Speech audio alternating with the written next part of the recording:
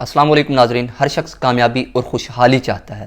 زیادہ تر جو لوگ ہیں کامیابی کو قسمت کے حوالے سے بھی دیکھتے ہیں، لیکن کامیابی پر کی جانے والی ریسرچ کے مطابق کامیابی حاصل کرنے کے لیے نظریہ اور فلسفہ کار فرما ہے. اس دنیا میں جتنے بھی لوگ کامیاب ہوئے ہیں ان کے اندر فطری طور پر یہ جذبہ پیدا کر دیا گیا ہے، لیکن وہ اس طریقہ کار کو واضح طور پر بیان نہیں کر پاتے علم نہ ہونے کی وجہ سے. لیکن وہ کامیاب تو ہو جاتے ہیں، لیکن وہ یہ بھی سوچتے ہیں کیونکہ اگر ہم ان کو بتائیں گے تو یہ ہماری جگہ لے لیں گے. لیکن یہ بات بالکل غلط ہے، یہ بالکل مختلف ہے، کیونکہ یہ جو ہے یہ آفاقی اصول ہیں. اگر آپ دوسرے کو راستہ دیتے ہیں تو اپنا راستہ خود بخود کھول دیتے ہیں.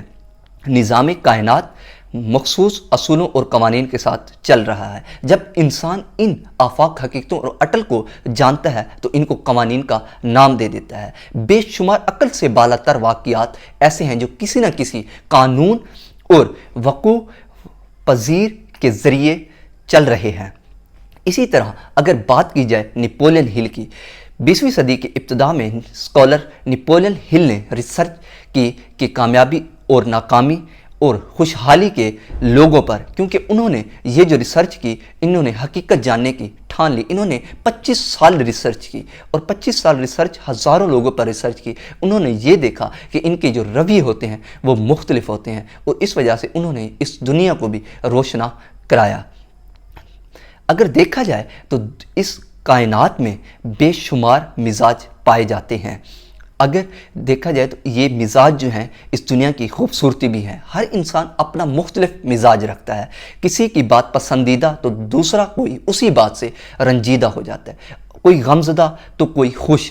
اسی طرح اگر قدرت کے بنائے ہوئے مزاجوں کو تضاد دیکھا جائے تو ایک شخص جو ہے وہ دولت لٹا کر تسکین پا رہا ہے اور دوسرا دولت بنا کر خوش ہو رہا ہے. اسی طرح ایک شخص جو ہے انسانیت کی کو قرار دینے کے لیے خوش ہے تو کوئی بے قرار کرنے کی تسکین پا رہا ہے. اسی طرح اگر مزاجوں کے فرق کی وجہ سے کامیابی کی تعریف بھی مختلف ہے. دیکھا جائے تو اگر کوئی فرد بھی کسی خاص مقام پر منفرد مقام رکھتا ہے، خاص چیز میں منفرد مقام رکھتا ہے تو وہ کامیاب ہے. اگر دیکھا جائے تو غالب ایک پوئٹری میں نام رکھتا ہے. شیکسپیئر کا نام دیکھا جائے تو انہوں نے انگریزی کے ڈرامہ میں ایک بادشاہ بنے. اسی طرح اگر ہم بہت سارے ایسے نام ہیں، علامہ اقبال کو دیکھا جائے، قائد اعظم کو دیکھا جائے تو بے شمار نام ہیں. انہوں نے اپنی ہی جو مزاج کی وجہ سے ہی کامیاب ہوئے ہیں. اسی طرح انہوں نے کسی شخص نے بھی جو کامیابی اور خوشی حاصل کی ہے انہوں نے اپنی جو ہے ذات کی وجہ سے ہی حاصل کی ہے، کیونکہ ان کی ذات جو تھی وہ قدرتی طور پر ان کے اندر فطرتی جو عمل ہے، جذبہ ہے، وہ پایا گیا تھا. ایک انسان کے اندر اگر دیکھا جائے تو اسلام ایک مسلمان کی کامیابی کا منفرد الگ مقام رکھتا ہے، تصور دیتا ہے. یہ جو تصور ہم پڑھتے ہیں لیکن ہم اس کو غور نہیں کرتے ہیں. ربنا آتنا فی الدنیا حسنۃ وفی الآخرۃ حسنۃ وقنا عذاب النار.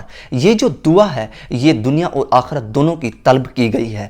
اگر دیکھا جائے تو ہم جو اسلام ہے وہ دنیا اور دین کو الگ نہیں کرتا، بلکہ وہ کہتا ہے کہ دنیا اتنا اچھی بناؤ کہ آپ کا جو آخرت ہے وہ بھی اچھی بن جائے. اسلام کے مطابق کامیابی اتنا اہم نہیں ہے کہ جتنا اہم مقصد ہے انتخاب کا.